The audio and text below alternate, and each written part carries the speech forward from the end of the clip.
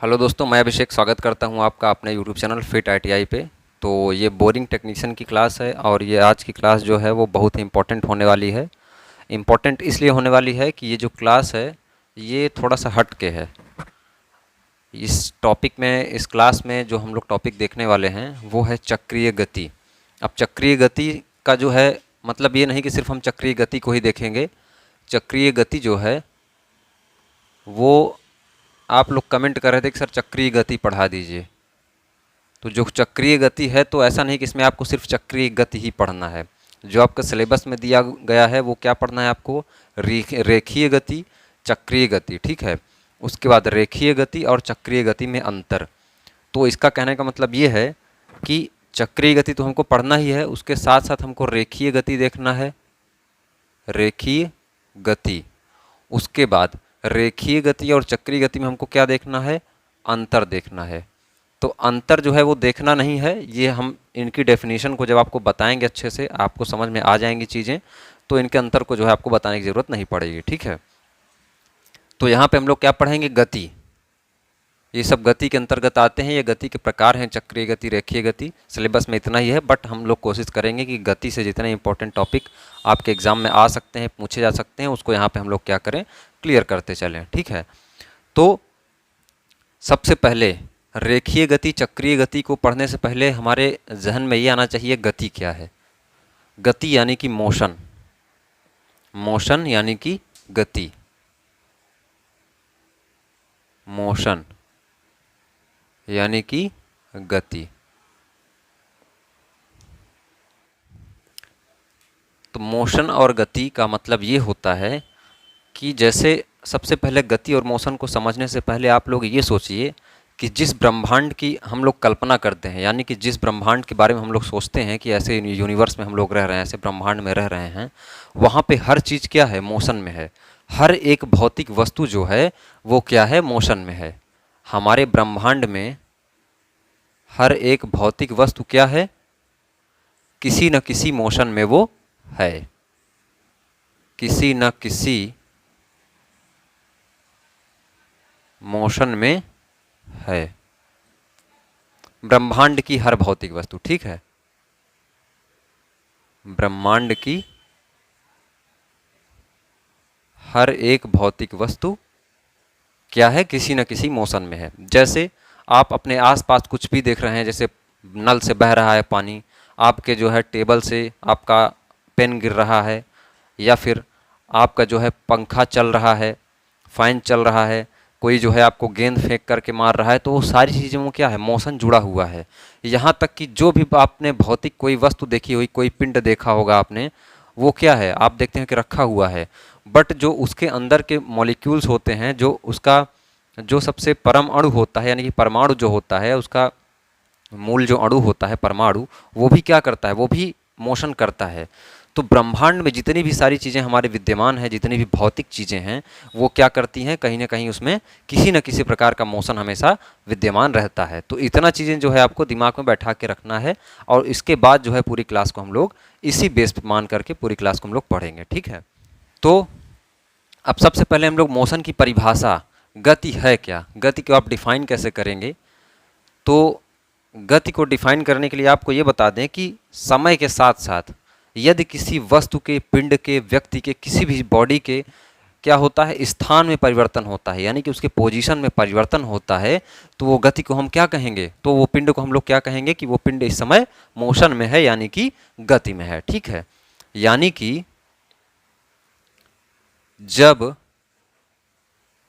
कोई पिंड, वस्तु, व्यक्ति, कुछ भी, यहाँ पे कुछ भी हो सकता है, ठीक है। जब कोई पिंड, व्यक्ति, वस्तु कुछ भी है, वो क्या हो रहा है? समय के साथ अपनी स्थिति में क्या कर दे? परिवर्तन कर दे। स्थिति में परिवर्तन करे तो वह पिंड या वस्तु गति में कहलाएगी। ठीक है, इतनी चीज़ जो है आपको समझ में आ जानी चाहिए। ये इसकी मेन थ्योरी है, मेन इसकी परिभाषा है। तो मेन इसकी परिभाषा क्या है? जब कोई पिंड क्या हो, समय के साथ साथ अपनी स्थिति में परिवर्तन करे तो वो क्या कहलाती है? वो पिंड गति में कहलाती है। अब जैसे मान के चलिए कि आप क्या हैं, आप ये जो है एक सड़क है और ये पॉइंट क्या है? आपका घर है। आप यहाँ पे खड़े हुए हैं, ठीक है। मान के चलिए कि अभी समय क्या हो रहा है? 10 बज रहे हैं। 10:05 पर या 10 बजकर, या मान चले कि हम 2 बजे रात आते हैं, 2 बजे हम आके देखते हैं तो आप पहले यहाँ थे। अब 2 बजे रात हम आते हैं तो आपके घर की पोजीशन, यानी कि इसी रिस्पेक्ट में क्या करना है आपको? आपकी जो है ये घर जो है वो आपकी स्थिति दर्शा रही है, आपकी पोजीशन दर्शा रही है। तो आप क्या है, इस घर यानी कि अपने पोजीशन रिस्पेक्ट में हम यहाँ 2 बजे आके देखते हैं तो आप कहीं यहीं मिलते हैं, यहाँ पे। तो इसका मतलब ये हुआ कि आपने जो है मोशन किया कुछ न कुछ, तभी तो आपकी स्थिति में परिवर्तन हुआ। पहले आप तो यहाँ थे, फिर आप यहाँ पहुँच गए हैं। तो ये थ्योरी सिर्फ यही जस्टिफाई करने की कोशिश कर रही है कि क्या करना है कि अपनी स्थिति में परिवर्तन करना है आपको समय के साथ साथ। यानी कि अभी कुछ समय पहले हमने देखा था तो वो बिंदु जो है, वो पॉइंट जो है वो इस स्थान पे था, परंतु जो है कुछ समय अंतराल बाद हमने देखा तो उसकी स्थिति में, यानी कि जो उसकी पोजीशन पहले जहाँ पे वो पिंड रखी हुई थी वहाँ से क्या हो रही है, या तो यहाँ हो जाए, या तो यहाँ हो जाए, या यहाँ, यानी कि उसकी स्थिति में क्या हो, पूरी तरह से परिवर्तन आ जाए, तभी वो क्या कहलाएगी? गति में कहलाएगी, वो बॉडी मोशन में कहलाएगी। ठीक है। अब स्थिति में परिवर्तन का मतलब ये होता है कि उसकी पोजीशन में परिवर्तन हो। ऐसा नहीं है कि ये जो आप खड़े हैं यहाँ पे और 2 बजे हम आके आपको देखें तो आप क्या करें, यहाँ से और फिर यहाँ लौट जाएं। तो हम तो आएंगे, जब आपको देखेंगे तो आप अपने घर के सामने ही मिलेंगे, तो हम तो मानेंगे नहीं कि आप जो है मोशन में है या गति में है। तो कहने का मतलब ये है कि स्थिति में परिवर्तन होना चाहिए उस तत्क्षणिक समय में, ये मतलब हुआ। अभी हम आपको समझाते हैं तो आपको जो है चीज़ें क्लियर होंगी। अब जैसे इस थ्योरी के हिसाब से अगर हम लोग गति के फार्मूले के बारे में बात करें, गति के सूत्र के बारे में, तो गति बराबर हम लोग क्या लिख सकते हैं? विस्थापन बटा समय। यानी कि प्रति एकांक समय में कोई वस्तु जो है वो कितना विस्थापित हो जा रही है, वही क्या कहलाता है? हमारा मोशन कहलाता है। तो दूसरी परिभाषा आप इसकी लिखेंगे, प्रति एकांक यानी कि यूनिट टाइम में, यूनिट टाइम पीरियड में, प्रति एकांक समय में कोई वस्तु जितना विस्थापित हो जाती है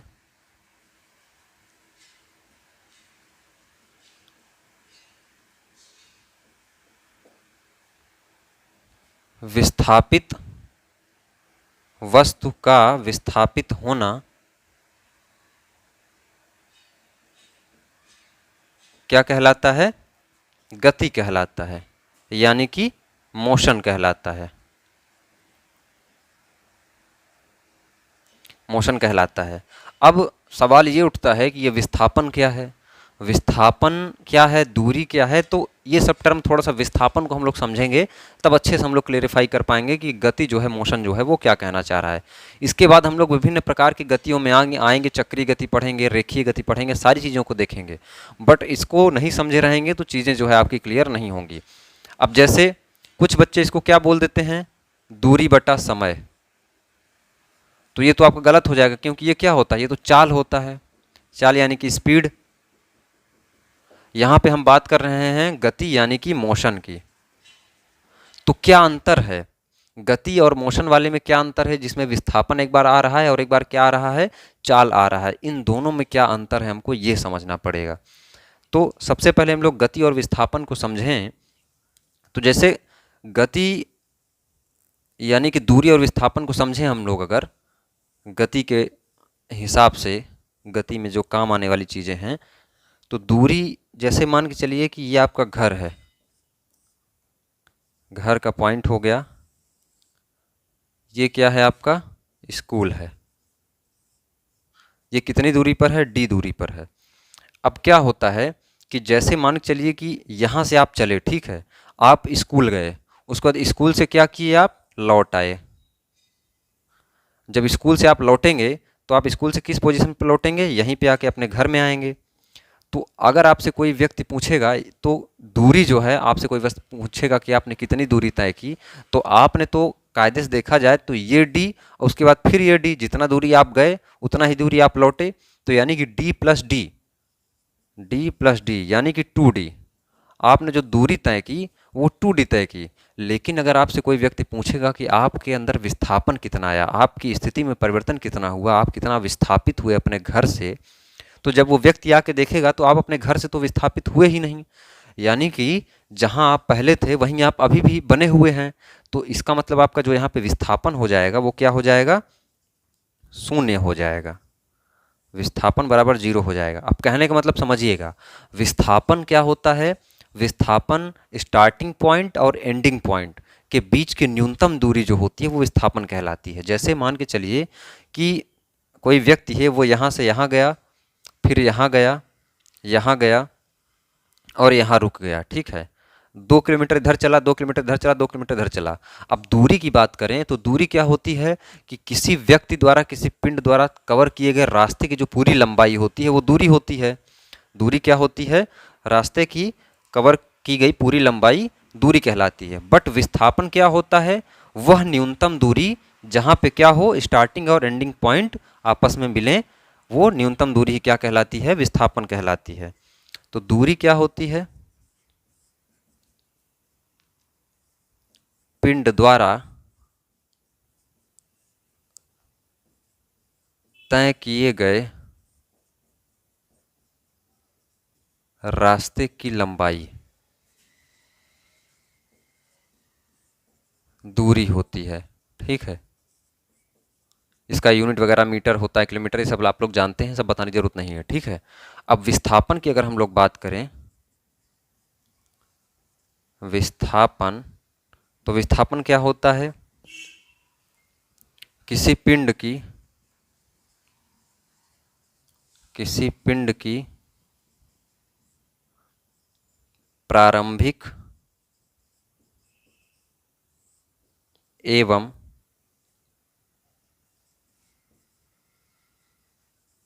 अंतिम स्थिति की न्यूनतम दूरी क्या कहलाती है, विस्थापन होती है। तो जो हमारी गति है वो इस विस्थापन और समय का रेशियो होता है, ठीक है, न कि इस दूरी का। अब जैसे यहाँ से आप चले हैं, यहाँ पे पहुँचे हैं, तो दूरी की बात करें तो आपने कितना रास्ता कवर किया टोटल, ये 2 किलोमीटर, ये रास्ता आपने लंबाई हुई 2 किलोमीटर, ये 2 किलोमीटर, यानी कि 6 किलोमीटर जो है आपकी क्या हुई, वो टोटल दूरी हुई। लेकिन अगर विस्थापन की बात करें तो विस्थापन हमारा जो न्यूनतम दूरी हो जाएगा ये हो जाएगा। तो ये क्या होगा, ये कम होगा, ये 6 से क्या होगा, कम होगा, 6 से कम होगा। तो इतनी चीज़ें आप, आई होप आपको क्लियर हो गई होंगी। ये मैं आपको थोड़ा सा समझाने की कोशिश किया हूँ। यहाँ पे दूरी विस्थापन, कौन से विस्थापन की बात करते हैं हम लोग मोशन में, यहाँ तक बात हुई, ठीक है। अब जो है हम लोग देखते हैं कि विभिन्न प्रकार के जो गति के प्रकार हैं उनके बारे में समझते हैं। जैसे आपके सिलेबस में जो दिया हुआ है, रेखीय गति और चक्रीय गति में अंतर बताइए एवं इसकी परिभाषाएं, तो हम थोड़ा सा और जो गतियां हैं विभिन्न प्रकार की उनके बारे में भी डिस्कस करेंगे। जैसे घूर्णन गति होती है, दोलन गति होती है, इन सब के बारे में। सबसे पहले आप लोग हेडिंग डालेंगे रेखीय गति।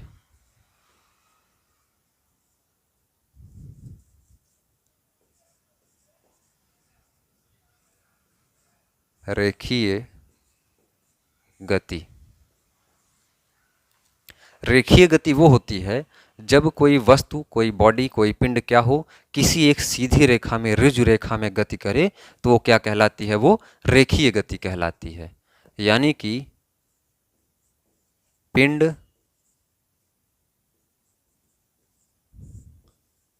किसी ऋजु रेखा या सीधी रेखा में, सीधी रेखा में क्या करे, गति करे, तो उसे रेखीय गति कहते हैं। रेखीय गति कहते हैं। अब रेखीय गति के उदाहरण के रूप में अगर हम लोग समझें तो जैसे सड़क पे आपकी साइकिल दौड़ रही है, यानी कि आपकी कार दौड़ रही है, आप चल रहे हैं तो सीधी रेखा में सड़क पे चल रहे हैं, तो वो क्या कहलाएगी, वो रेखीय गति कहलाएगी। जैसे सड़क पर कार का चलना, सीधी पटरी पर जो हमारी ट्रेन दौड़ती है वो भी हमारी क्या होती है, रेखीय गति का ही उदाहरण होती है। ठीक है, अब हम लोग बात करेंगे किसकी, घूर्णन गति की। घूर्णन गति, तो घूर्णन गति में क्या होता है कि इसमें कोई बॉडी, जो कोई वस्तु होती है वो अपने ही अक्ष के यानी कि अपने एक्सिस के परितः यानी कि चारों ओर क्या करती है, घूमना शुरू कर देती है, वही क्या कहलाती है, हमारी घूर्णन गति कहलाती है। जैसे वस्तु अपने अक्ष के परितः घूमना शुरू कर देती है तो उसे घूर्णन गति कहते हैं। जैसे कुम्हार का जो चाक होता है वो क्या करता है, एक ही जगह पे इतना बड़ा चाक है, जैसे कुम्हार के चाक जो घूमते हैं वो क्या होता है, अपने ही धुरी पे क्या होता है, खड़े होकर के और वहीं पे अपनी धुरी पे ऐसे ऐसे ऐसे रोटेट करना शुरू कर देता है, तो वो क्या कहलाएगा, वो घूर्णन गति कहलाएगा। जैसे हमारी जो पृथ्वी है अपने धुरी पे अगर वो घूम रही है तो वो क्या कहलाएगी, वो घूर्णन गति कहलाएगी। जो लट्टू हमारा नाचता है वो भी अपनी धुरी पे क्या होता है, खड़ा होके जो है रोटेट करता है, तो वो क्या कहलाएगा, वो भी घूर्णन गति कहलाएगा। अब जैसे क्या है, जैसे मैं यहाँ पे खड़ा हूँ, ठीक है, मैं अपने ही स्थान पे खड़ा होकर ऐसे ऐसे घूमने लग जाऊँ चारों तरफ, तो मैं किस में कहलाऊंगा, मैं घूर्णन गति में कहलाऊंगा ना। लेकिन मेरे बगल में अगर कोई पॉइंट रखा हुआ है, कोई पोल गड़ा हुआ है, कोई खंभा गड़ा हुआ है और मैं उसके चारों तरफ घूमना शुरू कर देता हूँ, तो वो चक्रीय गति कहलाता है, वो अलग हो जाता है। ठीक है, बट यहाँ पे क्या है, हमको घूर्णन गति देखना है, तो घूर्णन गति वही होता है जिसमें अपने ही अक्ष पर कोई व्यक्ति, बॉडी या कोई भी पिंड हो, अपने ही एक्सिस के अलोंग घूमने लगे, तो वो क्या कहलाता है, घूर्णन गति कहलाएगा। तो उदाहरण में आप यहाँ पे लिखेंगे चाक, कौन सा, कुम्हार वाला, ठीक है, कुम्हार का, लट्टू, उसके बाद पृथ्वी का अपने अक्ष पर घूमना, तो ये सब क्या कहलाएंगे, घूर्णन गति कहलाएंगे। अच्छा, घूर्णन गति जो होती है वो 2 डायमेंशन होती है, यानी कि 2 विमीय होती है। ठीक है, यह क्या होती है, 2D होती है, यानी कि 2 विमीय गति होती है, इसको आप लोग ध्यान रखेंगे। अब जो घूर्णन गति होता है, जैसे मान के चलिए कि कोई भी बॉडी का पार्टिकल है वो घूर्णन गति कर रहा है, मान के चलिए ये जो है क्या है, एक सर्कुलर प्लेट है, वो क्या कर रही है, अपने ही एक्सिस के अलांग चारों तरफ घूमना शुरू कर दी। तो जब चारों तरफ घूमना शुरू कर देगी तो इसका जो कोणीय वेग रहेगा वो क्या रहेगा, हर जगह पे क्या रहेगा, समान रहेगा। यानी कि जिस एंगल से यहाँ पे वो घूमेगी उसी एंगल से क्या होगी, वहाँ पे भी घूमेगी, यहाँ पे भी घूमेगी, इस पॉइंट पे भी घूमेगी, इस पॉइंट पे घूमेगी। यानी कि इस पॉइंट पे जो एंगल रहेगा घूमने का, इस पॉइंट पे, इस पॉइंट पे, इस पॉइंट पे, यानी कि जो इसका कोणीय वेग रहेगा वो हर जगह पर समान रहेगा। लेकिन इसका जो सरल रेखीय गति है वो क्या करेगा, वैरी करेगा। तो इसका क्या रहेगा, कोणीय वेग समान रहेगा अपनी सारी त्रिज्या पर, अपनी सभी त्रिज्याओं पर।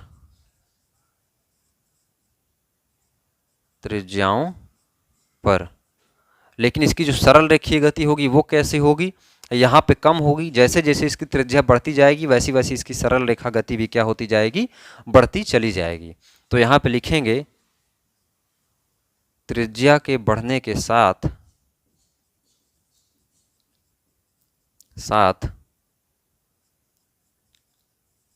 सरल रेखीय गति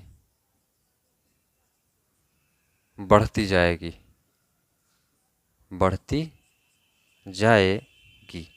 तो इतनी चीज़ें जो है आपको वो किस में याद रखना है, घूर्णन गति में याद रखना है।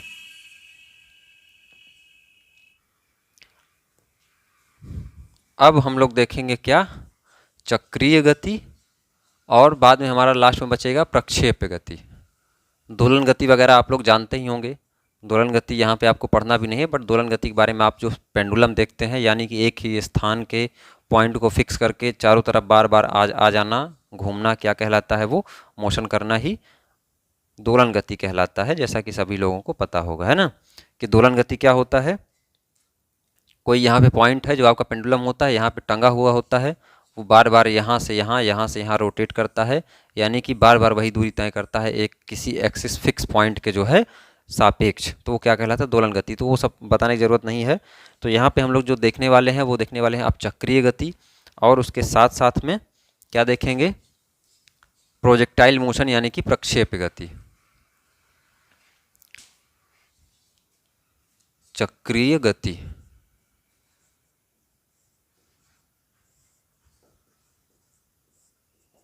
चक्रीय गति का मतलब ये होता है कि अगर कोई पिंड, कोई बॉडी, कोई भी वस्तु क्या हो, अपने स्थान पर वृत्ताकार पथ पर क्या करे, मोशन करे, गति करे, तो वो क्या कहलाती है, वृत्तीय गति कहलाती है। जैसे हमने अभी आपको बताया कि यहाँ पे क्या है, कोई पिंड है, वो क्या करे, यहाँ से जिस स्थान से वो रोटेशन करना शुरू हो, घूमना शुरू हो, वो अपने किसी फिक्स पोजीशन पे वृत्ताकार मार्ग पे गति करे, यानी कि यहाँ से भी इसकी त्रिज्या बराबर, यहाँ से भी इसकी त्रिज्या, तो ये क्या होगा, अब जैसे जरूरी नहीं कि बराबर ही हो, बट क्या हो, वो वृत्ताकार, वृत्त बनाए वो आपस में चारों तरफ, तो वो क्या कहलाएगी, वृत्तीय गति कहलाएगी। अब जैसे वृत्तीय गति और घूर्णन गति में जो आपका कन्फ्यूजन होता है, जैसे एक क्वेश्चन आपको बहुत ही ज़्यादा उलझा सकता है कि जो धरती जो है, यानी कि पृथ्वी जो है, वो परिक्रमा जो लगाती है, तो वो जो है वो चक्रीय गति है, ठीक है।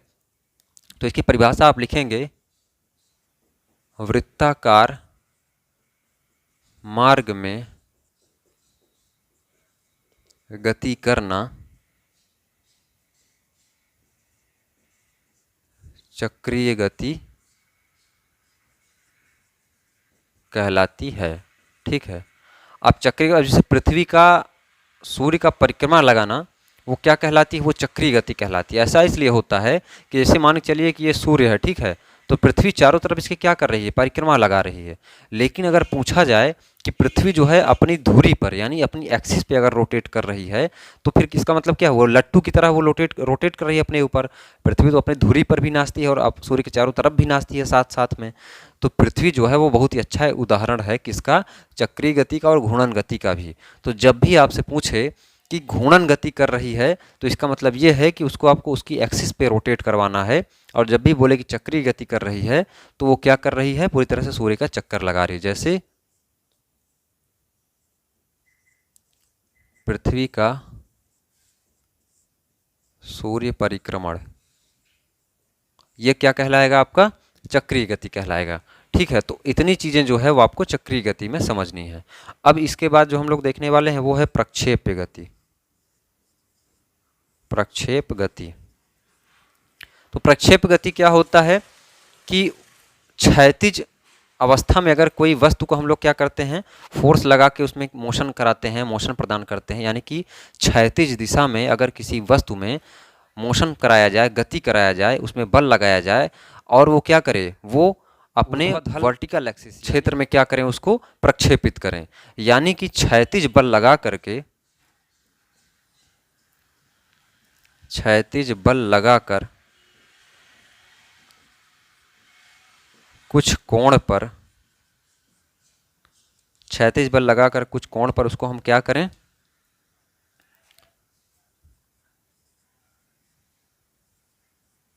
ऊर्ध्वाधर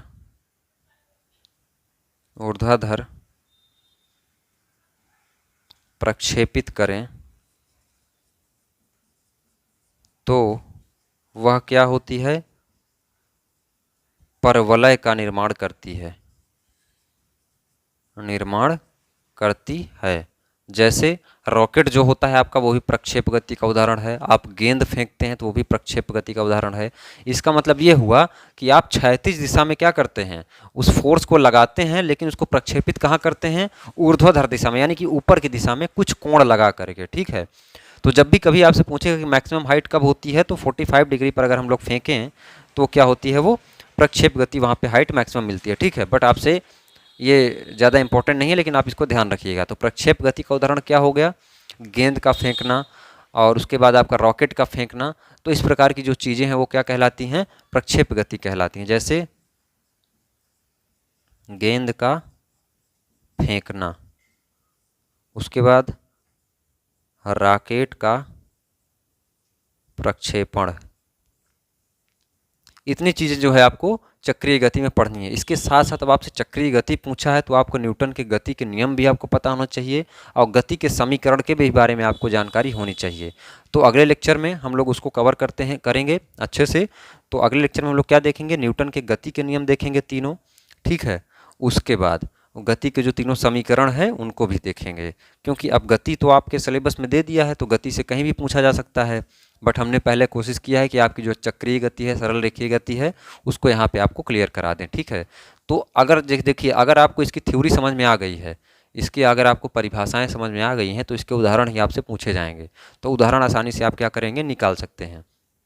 लेकिन यदि आपको थ्योरी इसकी समझ में नहीं आई है अच्छी से, तो फिर जो है आपको इसके उदाहरण रटने पड़ेंगे, उदाहरण को जो है अच्छे से देखना पड़ेगा, तभी जो है आप आगे कुछ कर पाएंगे, ठीक है।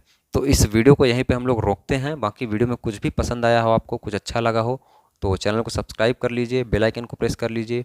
और कट ऑफ से संबंधित वीडियो जो है चैनल पे अपलोडेड है। तो कट ऑफ में हमने EWS की कट ऑफ जो बताना हम भूल गए थे, तो EWS का जो कट ऑफ रहने वाला है वो आप मान के चलेंगे कि SC और ST के आसपास रहेगा। ऐसा इसलिए है क्योंकि जिस समय ये फॉर्म आया था उस समय EWS नया नया आया था, ठीक है। तो बहुत सारे विद्यार्थी ऐसे हैं जिनके पास EWS का सर्टिफिकेट नहीं था। तो उस समय जिन विद्यार्थियों ने EWS बनवाया होगा उनको बहुत ही ज़्यादा जो है फ़ायदा मिलेगा। हो सकता है ST SC से भी कम चला जाए कट ऑफ। तो ये जो है आपको ध्यान रखना है, ठीक है। बाकी कट ऑफ की वीडियो अपलोडेड है। और एक चीज़ मैं ये देखता हूँ कि जैसे मैं कट ऑफ की वीडियो बना दिया, तो कट ऑफ की वीडियो में मैं देख रहा हूँ 1 घंटे में 400-500 व्यू पहुँच जा रहा है। और जो पढ़ने वाली चीज़ें हैं, अच्छी अच्छी जानकारी वाली चीज़ें हैं जो आपको सिलेक्शन दिलाएंगी, वहाँ से आपको कुछ भी नहीं देखना है। उसको मैं देखता हूँ कि 4 दिन 5 दिन हो जाते हैं, तब जाके 500-600 व्यूज़ होते हैं। तो ये जो है तरीका आपका गलत है। आप पढ़ेंगे तब आपका सिलेक्शन होगा, कट ऑफ देखने से नहीं। तो आपसे आशा और उम्मीद यही करते हैं कि आप अच्छे से पढ़ेंगे, बेहतर तरीके से, तो चीज़ों को समझेंगे तो ज़्यादा आपके लिए बेटर रहेगा। बाकी कोई टॉपिक अगर आपको कुछ करवाना हो, समझ में नहीं आया हो, तो आप नीचे कमेंट करिएगा। और प्रीवियस ईयर का क्वेश्चन, जो पुराना पेपर है पिछले बार का जो बहुत टफ था, उसका सॉल्यूशन जो है, उसका हल जो है एग्ज़ाम के 3 से 4 दिन पहले करवाएंगे, ठीक है। पूरा डिटेल में करवाएंगे। जो भी ऑप्शन रहेगा उसके ऑप्शन क्या होने चाहिए, बाकी ऑप्शन क्यों नहीं है, जो अन्य 3 गलत ऑप्शन हैं उनके सही ऑप्शन क्या होंगे, इन सब चीज़ों के बारे में अच्छे से बखूबी आपको क्या करेंगे, कवर कराएंगे। क्योंकि अगर आप प्रीवियस ईयर क्वेश्चन सॉल्व कर लेते हैं तो बहुत सारी चीज़ें वहाँ से क्लियर हो जाएंगी। और मैं कोशिश करूँगा कि वहाँ पर जो ये चक्रीय गति, वेग का जो भी चीज़ें यहाँ पर छूट रही हैं, जो भी न्यूमेरिकल छूट रहे हैं, वो ऑब्जेक्टिव से ही पूरा होता है। तो जब भी आप थ्योरी कहीं से पढ़ते हैं तो थ्योरी के साथ जो है आप जब तक न्यूमेरिकल लगाएंगे नहीं, ऑब्जेक्टिव नहीं प्रैक्टिस करेंगे, तो आपकी तैयारी कंप्लीट नहीं होती है।